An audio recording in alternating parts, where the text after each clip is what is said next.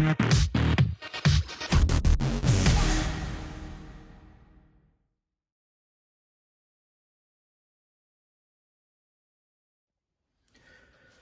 so we are now on step 28, and step 28 is all about putting the servo that we made in our previous step, so that's that guy there, into our chassis and mounting it into our chassis, and yeah, and creating a steering rod here. So we've got to make a steering linkage.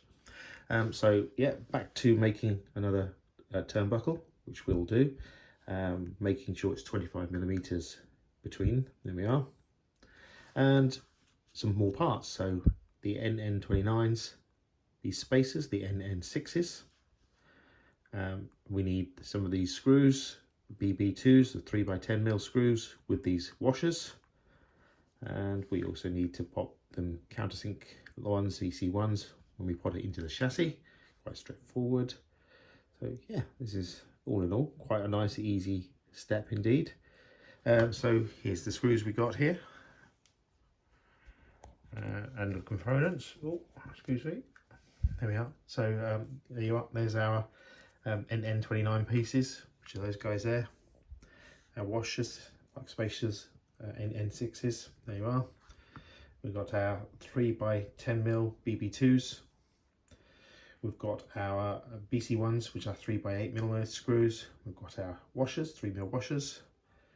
And we've got a turnbuckle, which is a 3x42mm turnbuckle. Turnbuckle ends, our adjuster ends, and some BA2s, 3x8mm screws. There we are, and some sponge tape grey to pop into the chassis. I'll show you how it's all done. There's a little note here, you see, and it says use the BA2s, which are 8mm long, instead of the BB2s, which are 10mm long, if you're not using the NN6 or NN7 spacers. So these little spacers, so you can use slightly smaller screws. So that's what those extra screws are for. So it depends on whether you're using those spacers or not. Okay, so had to quickly switch out to a different servo. The reason being is that the servo that I wanted to use, as you saw previously, the 25kg servo, was too big. So the servo's got to go inside the chassis. I'm just going to bring this in to show you, and it's got to sit in this area here. And the other one didn't fit in, but this one, because this has got to move and connect to the steering arm here. The other one didn't fit in, so this one just slides in. So yeah, it's quite a small gap there. So careful with that one. Might have to use a particular servo. So, but this one should be okay. This one's still metal geared, so it should be okay. It's one of the race star ones that I bought. So yeah, give it a try.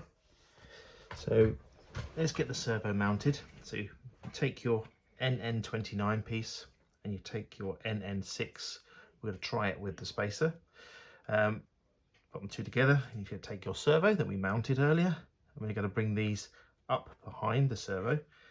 Then we're going to take one of our washers, which we like to do there. So I'm going to use the 10mm one because we're using the NN6 piece. And pop that in. We're going to have to trial run this. So let's pop that in there and get the threads moving.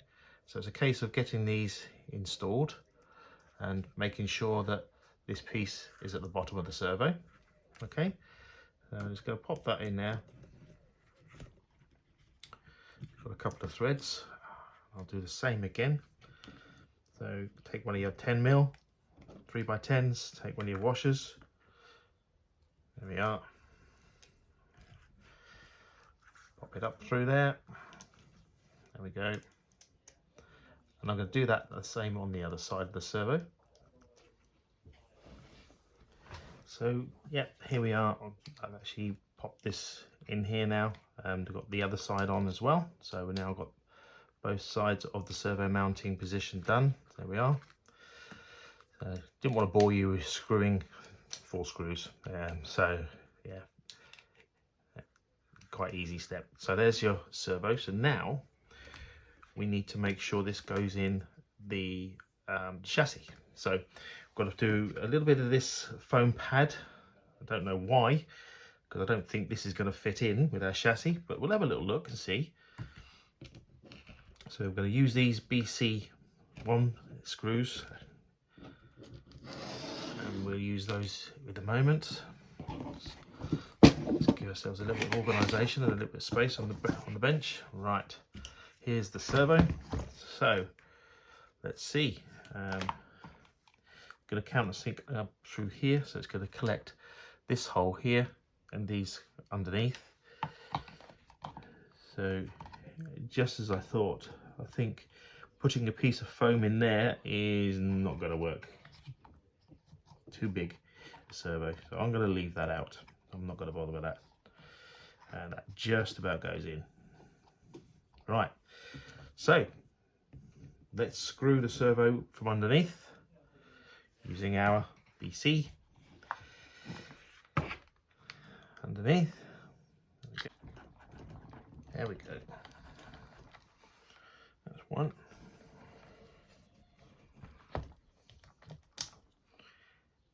Sometimes I don't know my own strength, so I've got to be careful when I'm screwing these in. There we go. There we are.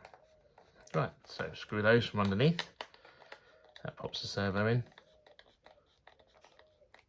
And do you know what? Just in case, I'm gonna power up, I think, and just test this servo. So that's in. That's not going nowhere. That's tight. Gonna power up and show you if it works. Okay, so I've fired up the car, powered it up. So you've still got wiring to do, as you know. But anyway, I just wanted to test this servo, so just to make sure there's enough room in there. So let's check and see. So we. A little bit of straining there, so I might turn down the dual rate on that a little bit, and yeah, we'll go from there. So let's go to the end points. Let's just bring that down.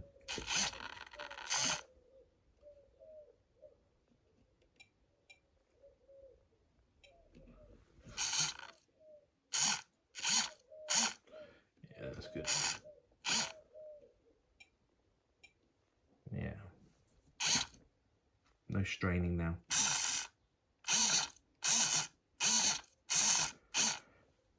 That is good.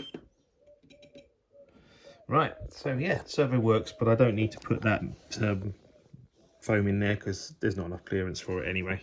So yeah, servo's in. So we can use the other one, but this one should still do. Right, on to the next. Okay, so next bit of this, we need to do the turnbuckle. So let's get the turnbuckle in. Yeah. Start it off as nice and straight if I can. Yeah, that's about straight, I think. Yeah. And then the other side, and the case of winding this in and getting the right dimension. So the one end will be clockwise and one's counterclockwise, I think.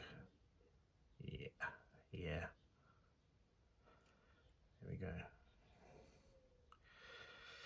Yep, there we are. Turnbuckle time again. Right, I'll wind this in, get this to 25mm, and then come back and show you.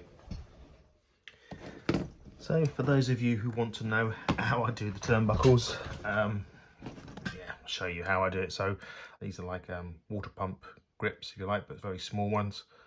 So I just pop that in there, just gently lean on that bit, and then using the 4mm side from here, I take the thing and I just wind this in. It's a case of just be patient, wind it in until you get to the 25mm, and that's it. So yeah, I'm not gonna sit here and wind this in for a few minutes and bore you, but that's how I do it. I just literally take the wrench and spin this in. Okay, so wound that in. You've got this bit's got to face downwards and this bit's got to face 90 degrees. So there we are. So let's just measure in there if we can. Yeah, it's about 25, give or take 0.01.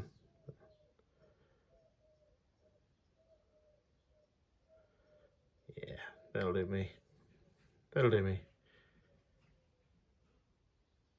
Okay, so 25mm on there, done. Now I'll fit it into the car. Okay, so let's fit this into the car. So this end, got to press on.